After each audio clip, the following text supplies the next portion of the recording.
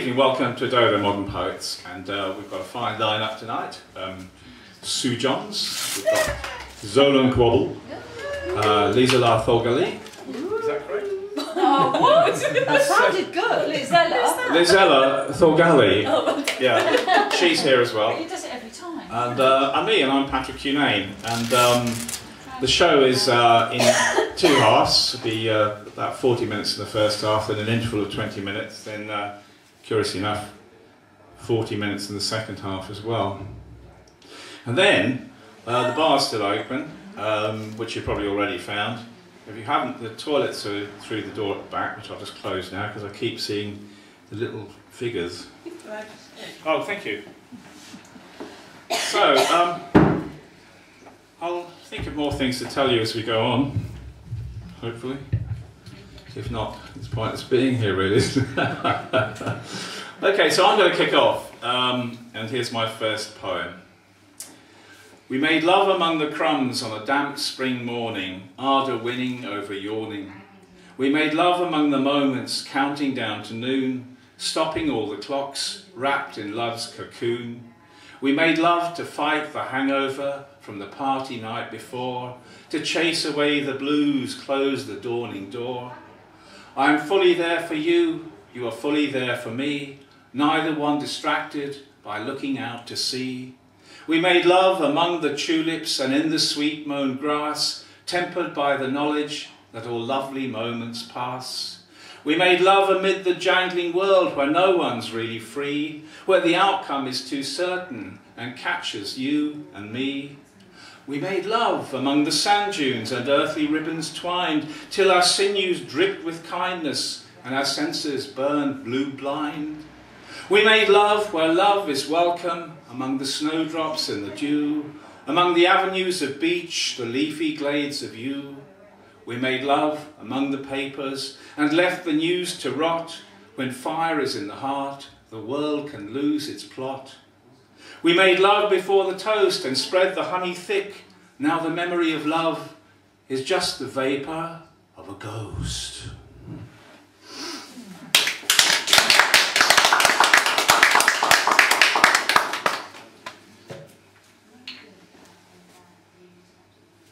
Okay, this is a poem which is a mixture of, it's about an office romance and youthful regrets, and it's called The Pregnant Girl. We were young, in jobs we didn't care for, pushing pens for a mail order catalogue. Being young cancelled the distraction of work. We got on with the business of getting to know each other. She was blonde, pale as a corn meadow. I was a dark wraith inhabiting my body before Fat Elvis moved in. Sparks and electricity flew across the office. The taut chain of attraction that the young are helplessly prone to commanded the airwaves between us. I took her to the pub one lunchtime. There the agony unfolded. She was pregnant, already committed. These facts made it impossible to go further. I wanted to take her right there. I knew she felt the same. Instead we gazed bleakly at our beers. She offered me a roll-up. Sun streamed in through Victorian windows, illuminating dust hanging heavy on shelves and sills. She smiled ruefully, bony fingers tense with the conflicts in her life. She bit her lip until a corner paled against the plush, sweet redness of the rest. We should go back, she said. How different things might have been. I could have said, dump the boyfriend, I'll father your baby. But I didn't. I left the moment to recede. I left the past right there.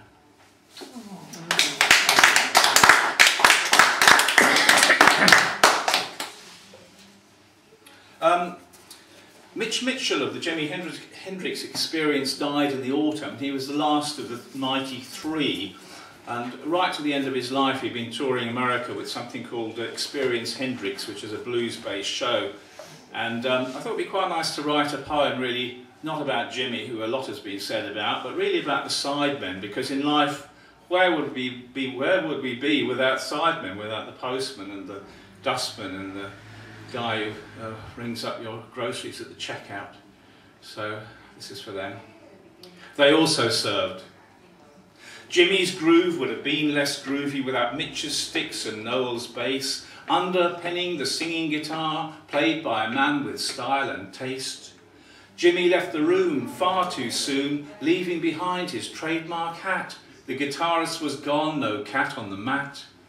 But Mitch and Noel found room to play, neither one called it a day. Experience Hendrix was Mitch's thing, touring the blues, making devil's music sing.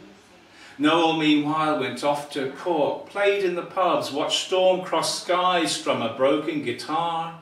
They also served, these two dudes, riding shotgun while Jimmy soared. Like the beautiful girl with her plane of friends, they nailed Jimmy's groove with their funky blends, walking bass, jazzy drums. These cats were far from bums. So, next time you're grooving to Jimmy's sounds, spare a thought for his sidemen too, admiral champions for the music of blue.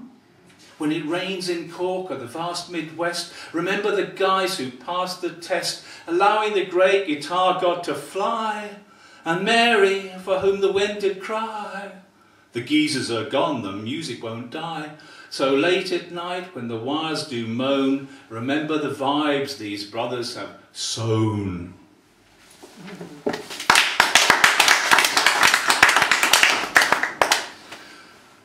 And this is also a poem about music. It's about jazz. Hey, nice. And it's called Damians Room. Sitting in Damian's room, listening to his blue thumb recordings, leafy autumn wind gathering outside, glasses of port to hand, cigar smoke fugging the room. He changes the record, puts on something faster. We dance brightly, Daniel pushing chairs askew with his thighs. Jerry Mulligan, George cheering, Mr. Vroomey-o-roomy, cats like those. None of your cheap boogie-woogie, this music swings for kings. Sitting in Damian's room, switching from port to bourbon, sirens going by in the night, a quarter moon giving us that jazz stare. The furniture growing solid in the dark, standing stones of our daily life. Why can't everything move, says Damian. Then we wouldn't know the difference, says I. A night without women, just two men testing the vibe, swaying to the tempo built by the young. On another night, she said, my friends love to see you dance. And I knew she was proud and jealous all at the same time.